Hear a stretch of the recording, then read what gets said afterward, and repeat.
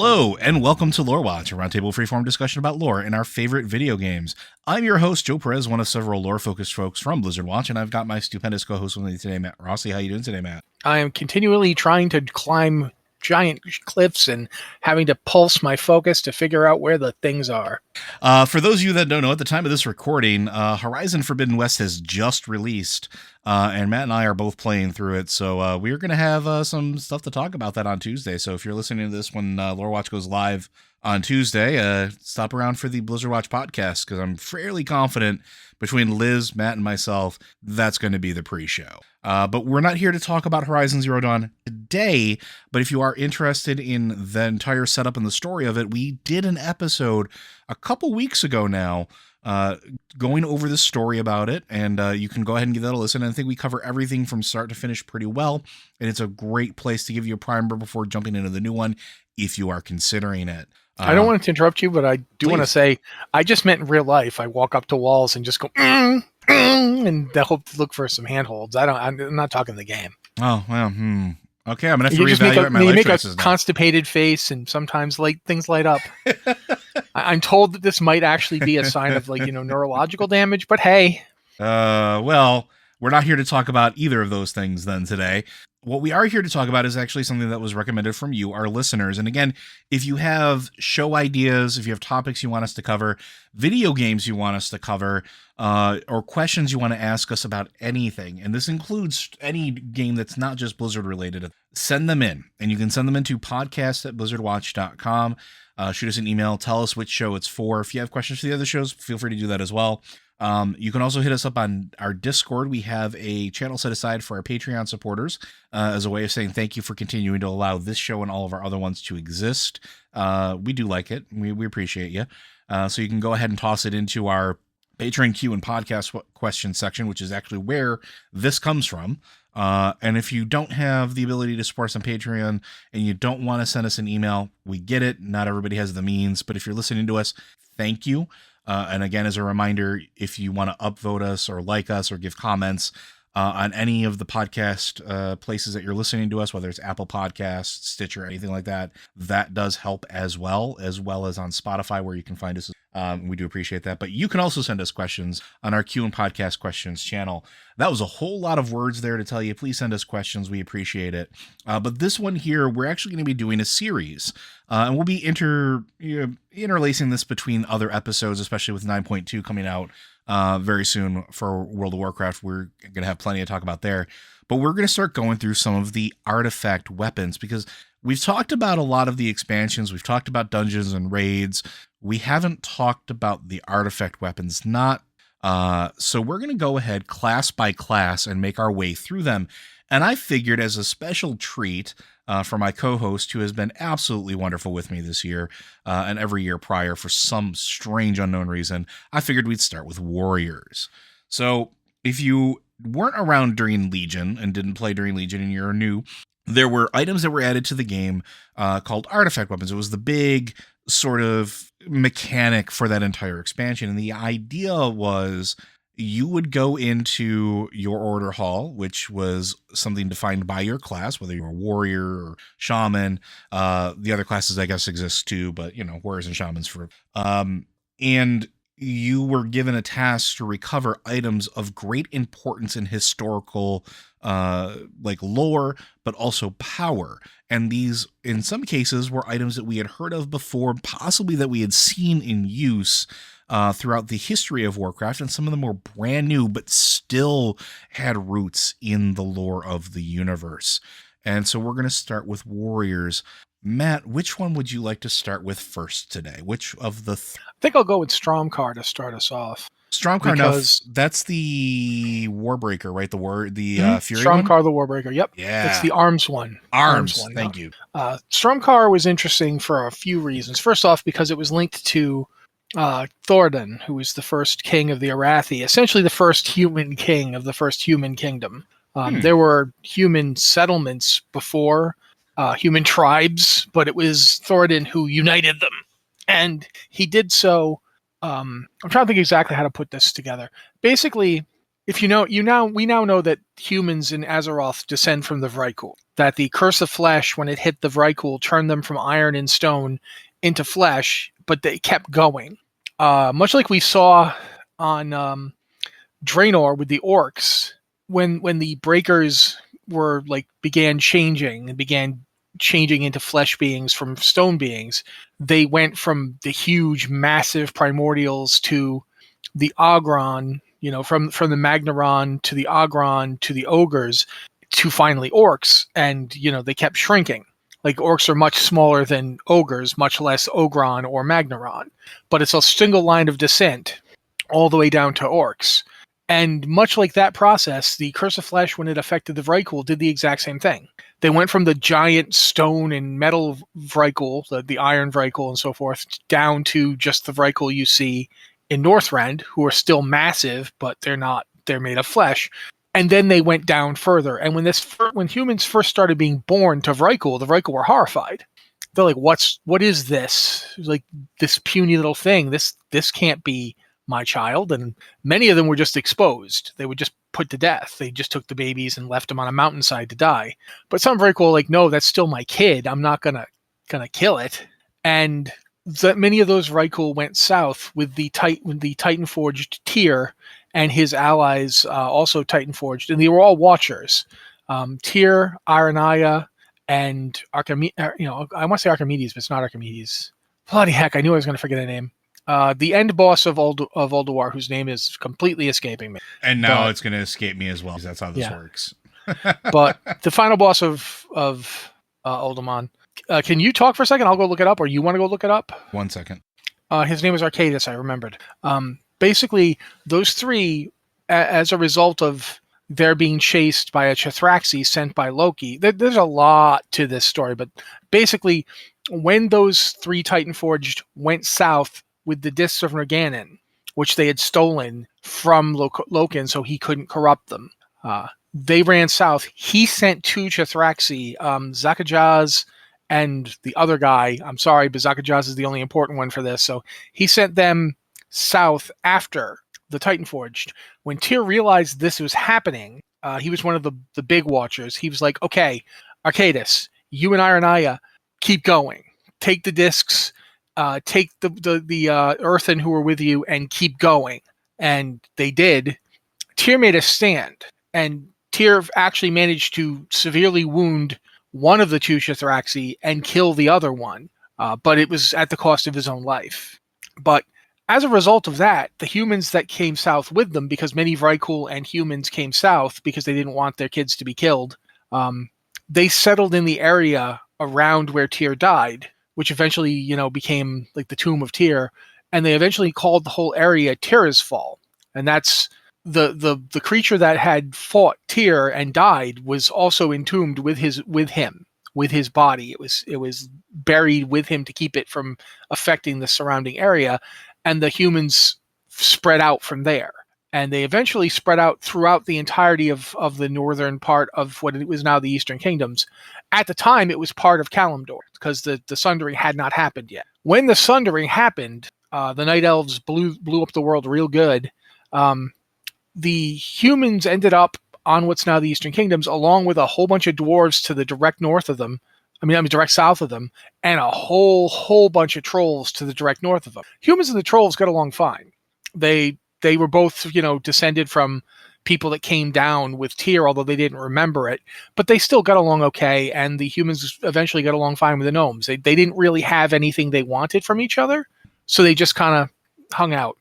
But the humans didn't have a kingdom. Like everybody, they had tribes. They were not organized on a kingdom basis. They didn't have their own nation. Like, for instance, there was a tribe in Tirisfal. There was another tribe towards where is now the Arathi Basin. There was another tribe to the further north. They were just, in pockets of them. But Thoradin realized, if we don't unite, and this was like thousands of years after the Sundering. It's like 2,000 years or so ago from the point of view of modern World of Warcraft. Mm-hmm.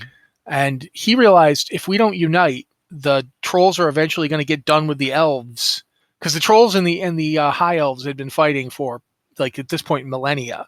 They'd been fighting wars to determine who was going to rule in the north, and the trolls were winning. They had tapped into Loa base power that they had never been able to use before, and they were pushing the High Elves back. And the High Elves had been on a winning streak for like millennia, like I said. They were astonished. They're like, how is this happening? And it's possible that it was happening because some wandering Zandalar came forth and said, hey, here's some help, since you guys don't seem to know what you're doing. And we never got confirmation, like story-wise, like they haven't said where that came from, right? No, there was talk about it during the Troll Wars thing, but it's never been specifically nailed out. Other than there's the original like Zool. There was an ancestor Zul'jin. Like I'm trying to remember that there's if you go into the Highlands, not the one where the dwarves settled, not Grimbatal, but the place they settled after, Airy Peak, the hinterlands. If you go to the hinterlands, there's the troll buildings there, like Holawatha and all that. That was built by the guy who brought everybody up. He was the guy who was winning the war against the elves. And the elves were like, okay, we need help.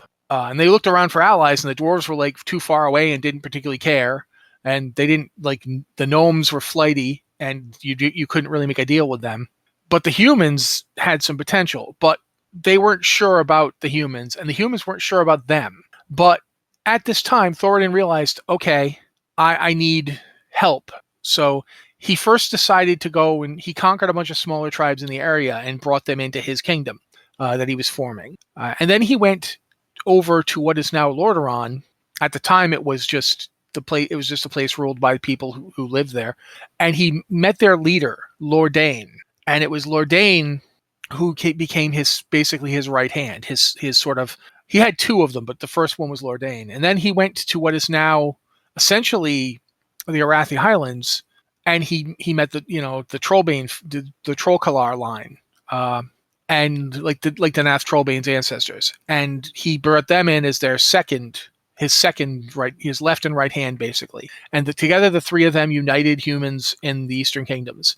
One of the ways they did this was with the sword that had actually been a sword from a Vrykul. And Thoradin knew how to do Vrykul sword mastery, sword forging. He knew that the secrets of the old, what they would just call the old ones. He didn't know anything about who they were specifically because they, all died out in the Eastern Kingdoms. Like the Vrykul had just either they died or they became humans. So, but he knew the secrets, and he had the sword, which he named Stromkar. And when he was using Stromkar, he was practically invincible. None of the humans could beat him. And when they finally, the elves saw this, they saw that he made a nation. They were impressed enough to make an offer to him. They're like, why don't we ally with each other, and we can push the trolls back, and we can finally make it so they're not a threat to either one of us. And they thought Thoradin would just go for it because he was, obviously just a dumb human. Thoradin was like, no, I don't see that I need you. They're going to keep attacking you. Eventually they'll win, but they'll be weakened. And when that happens, I can take them out. So here's an idea. You have that fancy arcane magic that I don't have. None of my people know how to do that. Why don't you teach it to us? Say 100 of us. Then I'll help you. The elves resisted this because the last thing they wanted was a bunch of jumped up savages, as they viewed them, with arcane magic. Arcane magic was one of the ways that the elves maintained their power in the north, but clearly it wasn't enough anymore, and they needed help.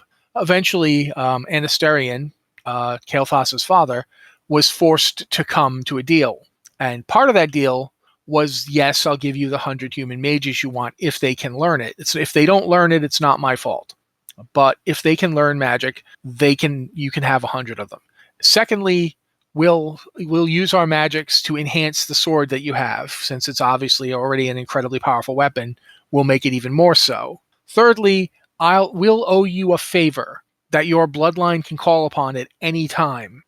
One favor, and our people will come to your aid as you're coming to our aid now. The deal was struck because Thoradin was much more canny at negotiating than they'd expected from a guy who just learned how to read. Seriously, Thoradin learned how to read like in his late adulthood because humans didn't have a system of writing yet. Like he had to basically create one in order to. That's how far down, the curse of flesh and the abandonment. That's how far down it left them. They couldn't even read the stuff that their ancestors left behind for them. So he had to learn how to read in order to effectively make this deal, and he did. He taught himself. So they made the deal was struck, and Stromkar was enhanced with elven magics, which, since the sword was already enhanced by Titan stuff, the elven magics just made it better. And it was Stromkar that was in Thoradin's hand during the whole time of the Troll Wars. And finally, they won. The combination of the humans and the elves defeated the trolls, and they did it in a very interesting way. The humans actually staged an attack and then seemed to lose badly and retreat. And so the trolls, because the trolls were incensed that the humans dared to attack them, chased them south, all the way through the Alterac Mountains, through a place called Alterac Valley that you may have heard of. And then finally, when they hit Alterac Pass, that's when the 100 mages showed up. Those human mages had all mastered magic really, really fast, much faster than the elves had expected. And they basically just dropped, like, imagine 100 mages all casting Flame Strike or something like that at once. And they just took out a big chunk of the troll military just in time for the elves to show up from behind them. Now they were trapped in a pincer. They just lost their entire front rank to arcane fire. They were getting completely hammered by arrows from behind. And when they tried to turn and deal with that, the humans, who had, if nothing else, one heck of an infantry force, smashed into them from the front. And this was the last time trolls reigned in the north. Other than Zulaman, the Amanis were done. This was their end. They retreated into Zulaman, they shut the door, and they stayed there for the next couple thousand years until the first war. This was it for them. With that done, do you want me to keep going, or do you Please, want to jump in here? You know more. You know more about the warrior weapons than I do. Yeah. So. With that done, Thoradin was like, okay, I guess I have to be king now, and so for a while he ruled as king. But he didn't really want it that badly. He wasn't particularly into it. He had children, he had descendants, but he wasn't particularly loving being king. He was more interested in the origins of his people. And his friend Lordain was like, well, I know there's a place not too far from my settlement, that's got some weird buildings that you might want to go look at. That seems pretty old. And it was pretty old because it dated back to before the Sundering. He went up there and he found the Tomb of Tyr. And after a while, he figured out a way inside the Tomb of Tyr, which was a bad move because the corpse of the Chithraxi general Zakajaz, and I always say Zakajaz. I don't know if it's Zakajaz. I don't know how to pronounce this name, but I say Zakajaz. Close enough. I like Zakajaz. Yeah, he found the thing there, dead. But since it was an old god creation, they don't stay dead. Death doesn't know what to do with them. So it was dead, but it was still dreaming. And it was very much like if you've ever seen the Master's Glaive in former Darkshore, that big monster with a giant sword in its head, like that thing. And originally just the sword was sticking out of the ground, and eventually they dug it up, and then they pulled the sword out, and it got up, and then they had to get killed again. It was just like that. When Tyr's weapon was removed from it by cultists at the time, it started to move, and it was entirely Thoradin's fault for having exposed the place in the first place. So Thoradin realized, I have to do something to stop this, and he charged in and fought it, and he couldn't kill it. Not even with Stromkar. So finally he buried it in the creature's head, which put it back down on the ground, leaving Stromkar in its head, and he collapsed from his wounds and died. So he died in Tyr's tomb. But he'd stopped Zakajaz from coming back for a time. While the sword was in its head, the Titan power and magics that had been used to enhance it began absorbing the shadowy power of the old gods as well. So now it was also void powered. It's like, yeah, we got all sorts of stuff up in this thing. But also, while it was doing that, it couldn't, he couldn't regenerate because the sword was right in his brain, essentially. But eventually it was going to get up. It was a problem. This wasn't a final solution. A bunch of crazy priests who wanted to empower a dagger. This goes into the whole the priest shadow dagger, which we'll talk about eventually, I'm sure, but we're not talking about now. We'll get to Zaltath that people have very strong feelings about. They found the tomb and began trying to get into it. and they used the body of Zakajaz to empower that dagger, which unfortunately seemed to awaken it to a degree. And if it weren't for your player character, whoever you happen to be, because every warrior got this quest and every warrior got to do it, so your player character found their way into the tomb, found the sword, and ripped it out of Zakajaz's head while he was regenerating, and used it to kill him once and for all. In so doing, absorbing the last bit of shadowy power and empowering the blade still more. The reason the blade was called Warbreaker is because it was the weapon used to win both the wars to unite humanity and the Troll Wars. As a weapon used by you as a warrior weapon, when you use it, it has one really cool special effect. When it is equipped, if you go into, say, any of the big troll dungeons or raids, like Zulaman, Zul'Gurub, or the Throne of Thunder with the trolls in the first section, they will run away from you. They do not want to fight you because you are holding that weapon. Yep. That weapon is even more terrifying to them than the Troll Kalar weapons. Because sure, those weapons kill trolls. I mean, Troll Kalar means troll killer. But that's, anything, an arrow can kill you. This sword breaks your whole military. This is the sword that was held in Thoradin's hand when he destroyed the Amani forever. There's a lot of parallels with this sword to like what you would get from almost like classic high fantasy fiction, but also like even mythology, where like it's a sword of kings, right? It's a sword of immense power, not just because of the power itself, but because it is a powerful symbol. Because even after everything that occurs, this sword is still like, it's a symbol of Arathor. It's a symbol of it's the sword that made Arathor. Absolutely. Yeah. Without this sword, there would have been no kingdom of Arathor. Without this sword, there wouldn't have been a victory in the Troll Wars, because there wouldn't have been a human nation to join forces with the High Elves in the first place. And without this sword, the Chithraxi would have gotten up. And we know what happens when Chithraxi get up, because the other Chithraxi did get up. Mm-hmm. And it literally pushed the trolls to near extinction. Like, the other Chithraxi in this question is the one that was buried under what is now Zul'Gurub, and it got up, and it's the one that caused the troll Akir wars. It grabbed all the Akir it could, and it threw them at the trolls, and they just barely won. And now this sword is. Meanwhile, the other one was unable to join it. If they'd had two of them. If there had been two Chithraxi lords fighting that war, it's quite possible that the trolls could not possibly have stopped them. And think about it this way too, right? Like, so think about some of the other times that we've seen Chithraxi warlords in the past. We talk about it a little bit when we talk about like the Dragon Soul raid and everything else. But at Wormrest Temple, during everything that you're doing, there are two assaulting it, and it is taking the combined efforts of all of the Dragonflights to hold them at bay. And the Dragonflights were not involved at this point, not yet. So like this is a massive power scale. And yet here is Stromkar, who maybe could have held two at bay, but definitely was able to slay one. And that's not an insignificant thing, right? Nope. And plus, I mean, it's not just the power of the weapon itself. Not that it had the original power of the Titan Forged that fought the old gods. Not that it also had the high elven magics.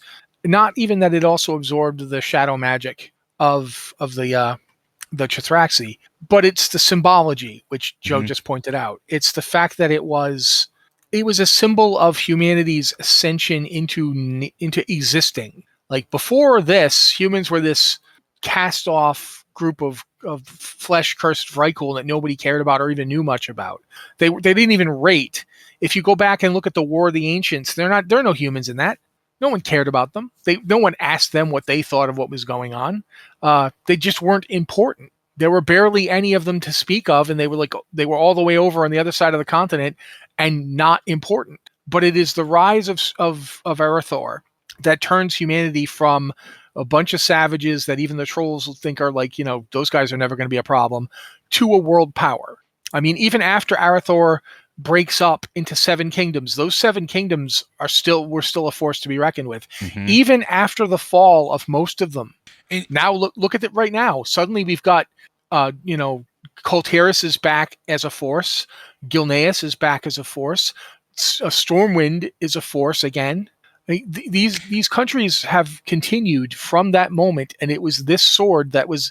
This sword is the Excalibur of World of Warcraft. I believe, yeah, I was going to say that. I was going to say that exact same thing. And there's a lot of iconography that you find in Warcraft with like heraldry that involves sword in human lands, whether it's on a shield, a crest, or things like that. Like recently, we've sort of hyper focused on the lion motif of Stormwind, but before that, before Stormwind was the prominent human faction, when Lordaeron was still around, when Arathi was still around, when these human kingdoms were still at the height of their power, it was not uncommon for their heraldry to involve a sword of a sword and a origin. shield or a sword. Yeah, which is thought many times over to be a callback to Stromkar as this symbolism of the humanity sort of coming together and rising up.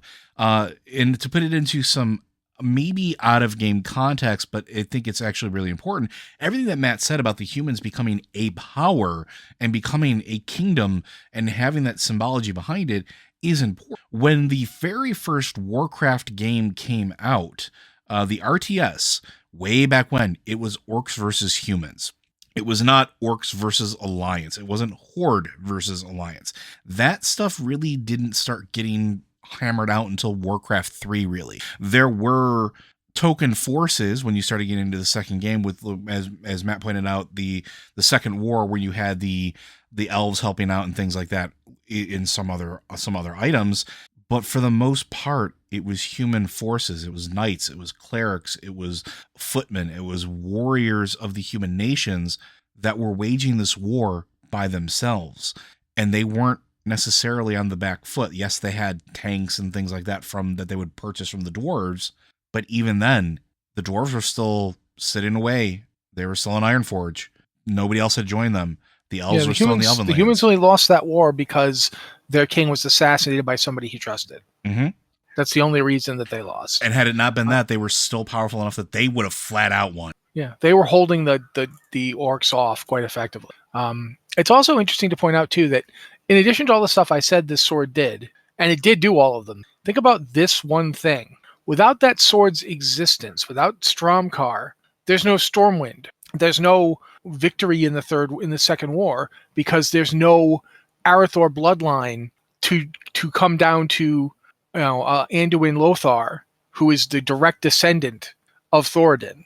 Anduin Lothar and his line left Arathor to come to Stormwind, and Anduin Lothar was the beneficiary of that oath sworn by Anasterion, because he didn't swear it to the kingdom of Arathor, he swore it to Thoradin's bloodline. And it was that sword that made it possible for that to even happen. So without Stromkar's existence, Anduin Lothar can't go and say, all right, we're asking you for help. And Anastarion's like, no, I'm not going to give it to you. And Lothar goes, all right, I'm invoking the promise you gave my ancestor. Yep. And then he had to do it. And without this sword, that doesn't happen. So while there are other swords that are famous and powerful and well thought of in human lands, for instance, Quel Zaram, the High Sword, which may or may not be the Ashkandi, the Great Sword of the Brotherhood, there's lots of great swords. I mean, there's lots of both great swords in terms of really big swords, and also swords that are amazing and awesome and have great lore. And even like trolls have some great swords. Like look at what is it, Zenakir? Yeah, you're talking Zinroth, I think. Zinrock, yes, sorry. Zinrock, and Jinrock, which are both amazing swords, but no sword. Stromkar. Yeah, Stromkar is, like I said, it's the Excalibur of World of Warcraft, even more so than like the Ashbringer was made in memory. Like, we remember when that was made. It was made in the lifetime of people who are still alive. It was made by Magni. It was made by the king of the dwarves, who's currently a diamond person walking around talking for Azeroth. That guy made the Ashbringer. So while the Ashbringer is an amazing weapon and definitely deserving of its artifact status, in terms of its lore, it's a much more recent weapon. Stromkar predates humanity. It was originally a Vrykul weapon that was handed down till humans, existed. And it was then handed down all the way to Thoradin, who's the one who took it up and reforged it and made it into what it is today. So it's really fascinating. in terms of its origin. Thoradin would not have become king without it. So that's I think that's enough about Stromkar. I don't know what you think. I think that is enough, and I think we can go ahead and talk about the what is it, the next one, which is the War Swords of the Valajar. Yeah, the War Swords of the Valajar are the next ones. So the War Swords of the Valajar, and I will probably be leaning heavily on Matt again for this, but I'm going to give him a break so he can just talk for. But Matt actually wrote an article on these, and I was going back over it in preparation for this.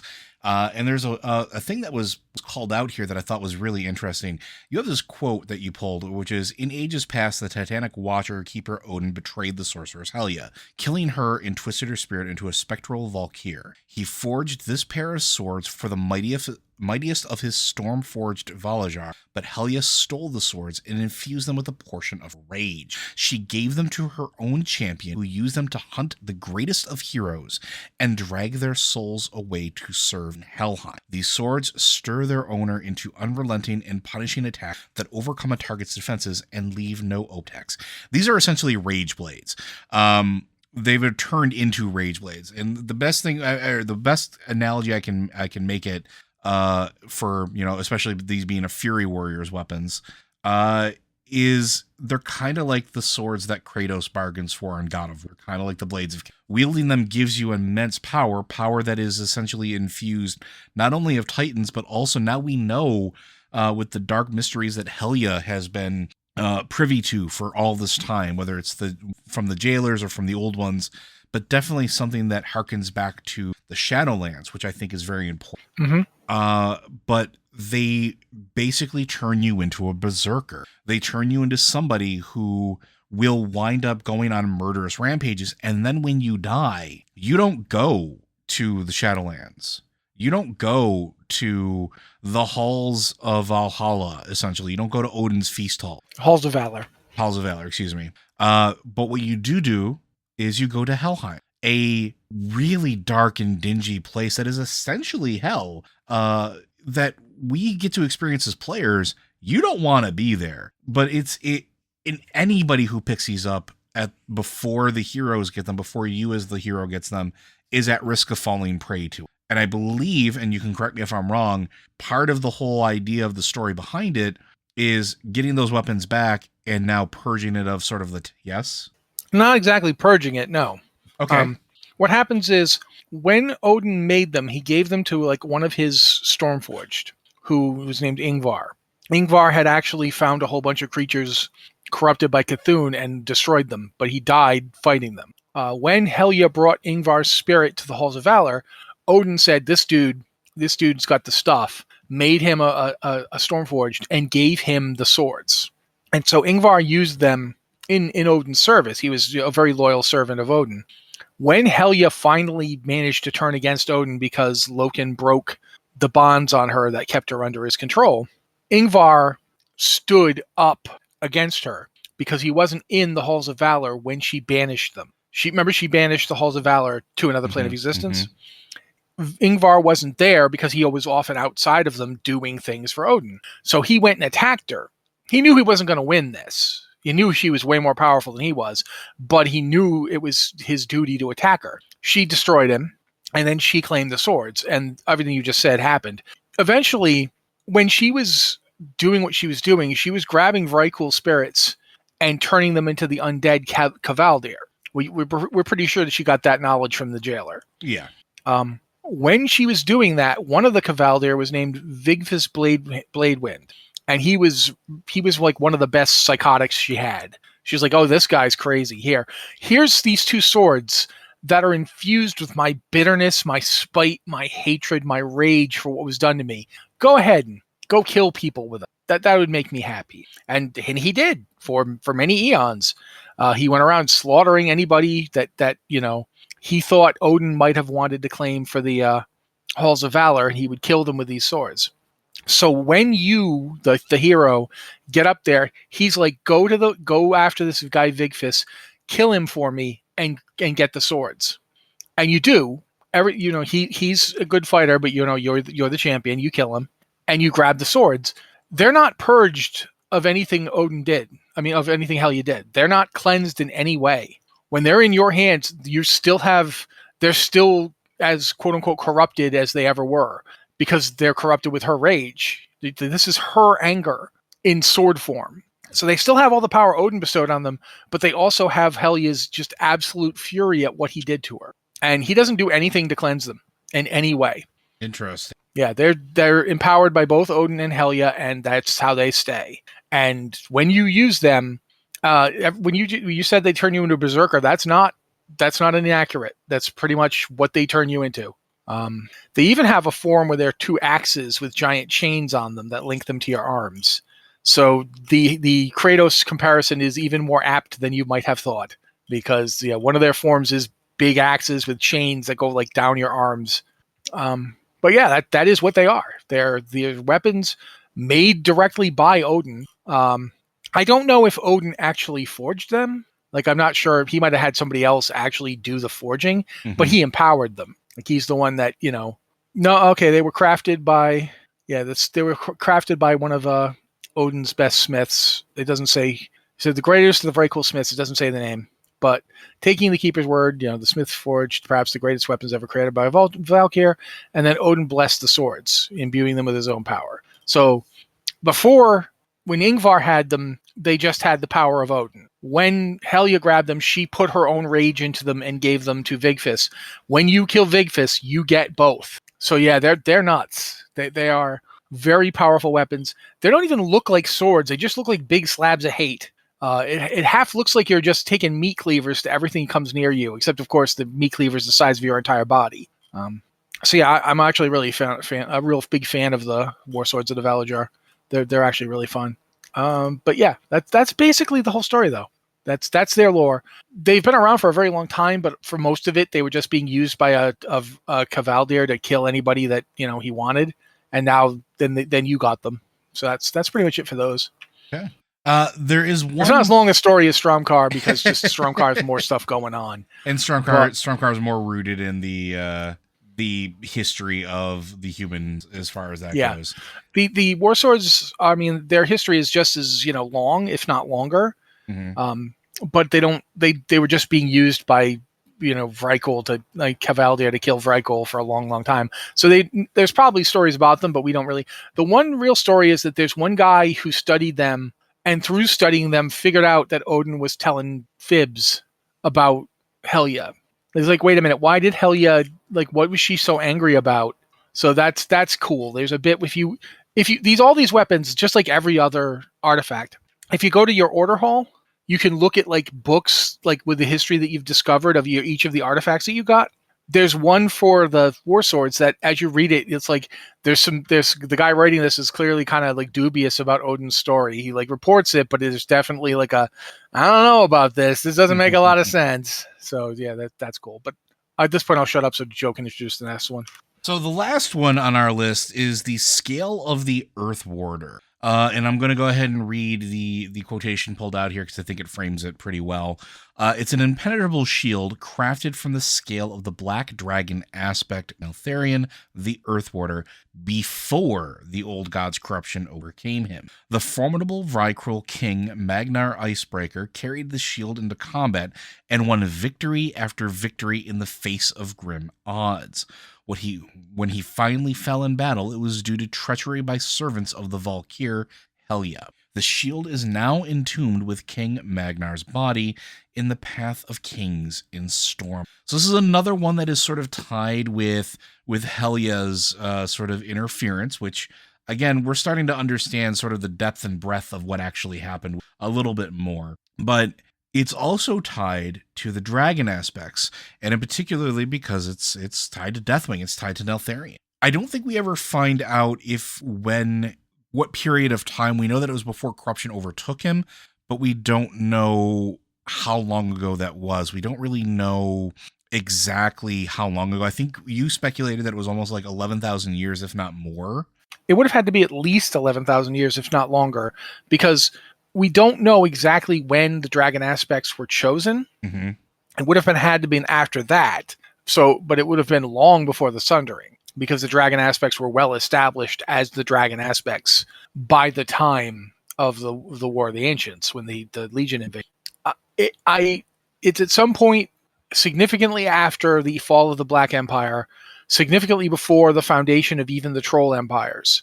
At that point, Neltharion was created. It's very possible that at that point, as part of the whole getting Odin to back off and be okay with this, the Earthwarder might have deliberately given one of his scales to the Vrykul who were serving Odin just to get him to back off. Because remember, Odin didn't want the aspects created in the first place.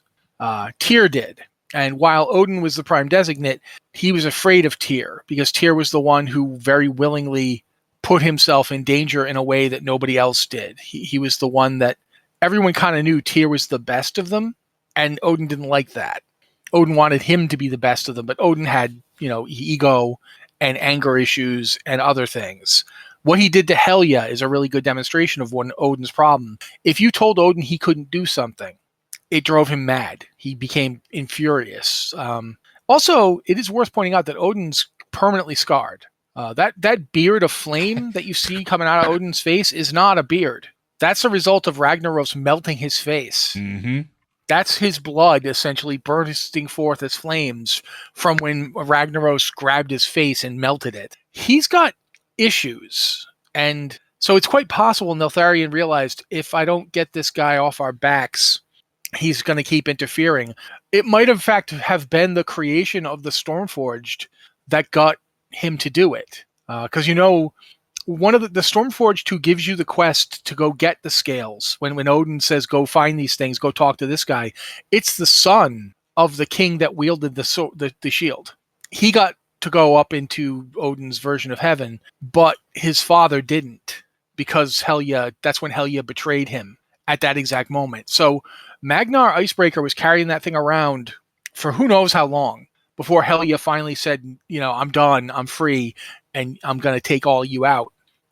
So again, it has to be at least before 11,000 years ago. It has to be before the foundation of any of the nations that existed during the War of the Ancients.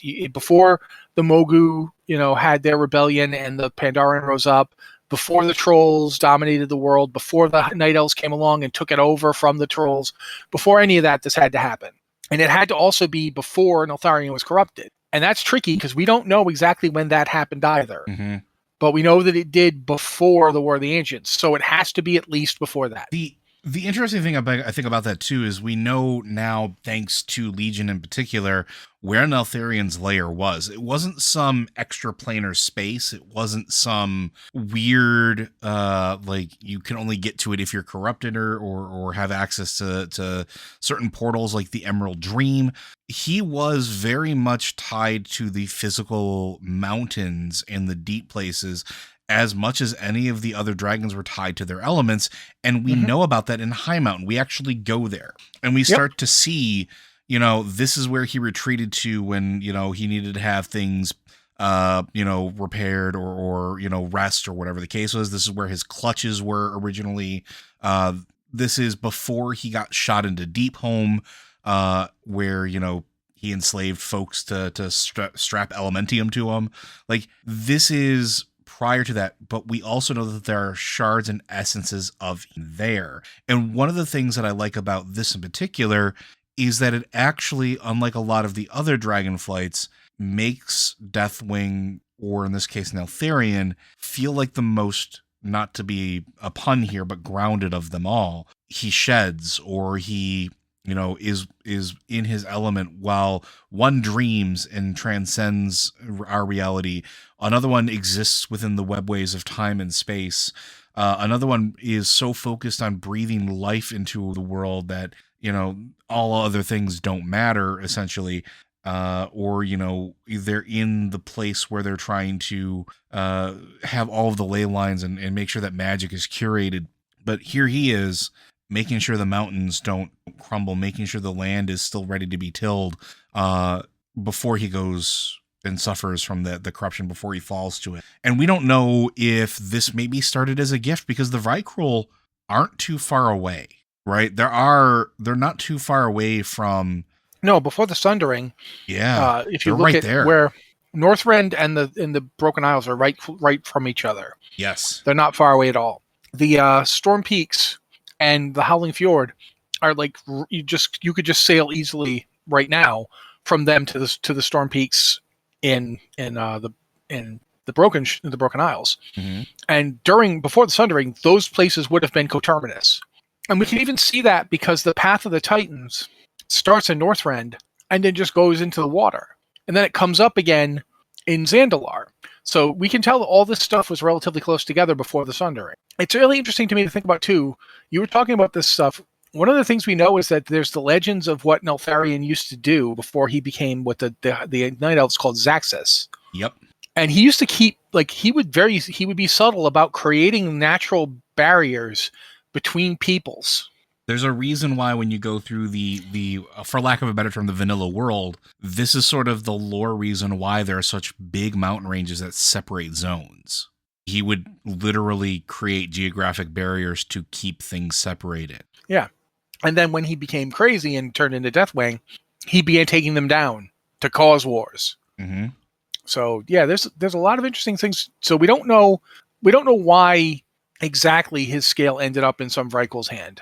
I mean, it's theoretically possible that he got into a fight somewhere and it fell off, but it's also possible he gave that to them. And again, I think there is some possibility to the idea that he gave it to them as sort of a peace offering between the aspects and the Titan Forged. You know, Tyr at the time, Tyr would have been advising them, and he might have said, "Hey, give it to him, let him have it, and then he'll back off." Or it may have been a warding thing, because don't forget the Vrykul weren't necessarily always the villains that we see in game. Oh, almost certainly not. No, right. I'm saying that they would have been the ones that were serving Odin. But even if they weren't serving Odin, even beyond removing Odin from it, they were also fierce protectors and guardians of wherever they were. And you can see that sort of hangover, which I think is really interesting. If you go to Stormheim, if you go through anywhere in Northrend where they've settled, especially particularly around where Icecrown Citadel is, even though they've been tainted, they still retain the vestiges of their normal life before they were, corrupted and essentially turned into what they are now, or what we think of them. They were great warriors. This is where humans get their warriorness from, really. Go ahead. I just want to read you the flavor text on the shield. It was one of Neltharion's cast-off scales. It saved Magnar's life. The blast of flame parted around the black scale, but the sheer force carried Magnar out of the lair, sending him tumbling down the shores of High Mountain. This makes it sound like he stole it. It does make it sound like he stole it. But it also makes it sound like Neltharion didn't really try particularly hard to kill him, because Neltharion absolutely could have just said, "Oh, okay, I can't kill you with my flame breath. Here comes all of me. I'm pretty freaking big." If you've seen the aspects, they're pretty freaking big. Deathwing was extremely big for one of them. But even before he was Deathwing, he was Neltharion, he was big. He could have just gone and crushed that guy. Well, but he also have the why can I not think of the name of that race at this point either? Draconids? No, the troll. Oh yeah, I know what you're talking about. Yeah. The Droobs or something, the Droogs. I can't remember the name either. But they also served him, right? Like he essentially had a standing army. Mm-hmm, absolutely. So he didn't go after him with the army. He could have collapsed the mountain tunnels to keep them within, could have cut off all sources of egress from where he could have escaped. I mean, so yeah, I think there was definitely some intent behind it, if I had to hazard a guess. But regardless, that's where it came from. That's when he got it, and he had it for quite some time before Helya finally. Keep in mind that Helya's betrayal was significantly later. It was before the Sundering, but it was significantly later. So he would have had it for a while before he finally ended up dead. But is there anything else that you would like to mention about the warrior artifacts before we call it a day? I do think it's interesting that the warrior artifacts are, by and large, very lore-heavy, very connected to the lore of the Legion expansion, and very much not in the vein of other classes' artifacts. Mm-hmm. If you look at, say, the shaman artifacts, at least one of them is pre-existing. Yes. One of them is not. I mean, the claw weapon, both the claw weapon and the... One of them's from another planet. The claw was made from scratch for the Legion. We'll probably do shaman next, but... Yeah. But the healing mace is rooted in Ashara and so forth, so that it's connected to the lore of Legion. And but the hammer is the Doom Hammer.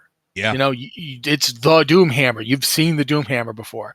Just like for paladins, there's the Ashbringer. For I'm trying to think if like hunters. I don't think hunters and paladins. I don't think they got. The hunters got. Paladins got the Ashbringer. Paladin's got the Ashbringer. The Hunter's got the bow of Windrunner. Yeah.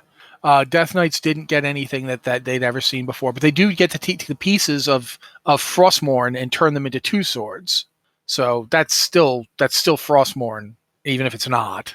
But the warrior one's just completely new, and there are other classes have the same thing. But regardless, it is interesting that they're fairly unique in that way, that they are all pretty heavily tied to the Vrykul and their origins and the lore of the expansion. And not only that, but I think it's also really neat how they're tied to some of the more ancient history of the world, not just because they're based off the Vrykul, but there's some very significant events tied up with them. Like a lot of the other artifacts, and we'll get into it as we talk about them, they are important, but these ones tend to feel more important to the world at large. Large pieces of what we know of Azeroth wouldn't exist. Possibly Azeroth wouldn't be here if it wasn't for the events tied up with these specific ancient items. And I think that is absolutely fascinating because, again, like you pointed out, there's very few other items that can claim that. And it is very unique. And I also think it's important because it's often said that a warrior is the oldest combatant that could ever exist. Like it's the like saying it's the oldest profession. And there's a lot of truth in that when it comes to Warcraft. While there was priests and clerics and mages and now we have death knights and monks, everything really started rooting back to that first warrior even before language existed, that took up sword and shield, stick and stone, and defended their tribe or defended their people. And you see that here. It is just deep ancient lore, and it's something that I absolutely these acts. But I think that's going to do it for today, folks. Want to remind you that Blizzard Watch is made possible due to the generous contributions at patreon.com/BlizzardWatch. Your continued support means this podcast site and community is able to thrive and grow. Blizzard Watch supporters enjoy exclusive benefits like early access to the podcast, a better chance at having your question answered on our podcast or the queue, and an ads-free site experience. As always, if you do have questions for this podcast or any of our other podcasts, be sure to send them in to podcast@blizzardwatch.com. If you have show suggestions, send them in as well. You can also find us on Discord. We have a Patreon Q and podcast question for our Patreon supporters as a way of saying thank you, which is where this series of podcast shows was actually derived from. And if you don't have the ability to support us on Patreon, go ahead and send us those questions at our Q and podcast questions channel. We look there as well. And one last reminder, folks, before we call it a day, all of us at Blizzard Watch continue to stand with the employees of Activision Blizzard, as well as the game industry and all industries at large, in demanding change for a better tomorrow and safer work. And with that, folks, we'll see you next week.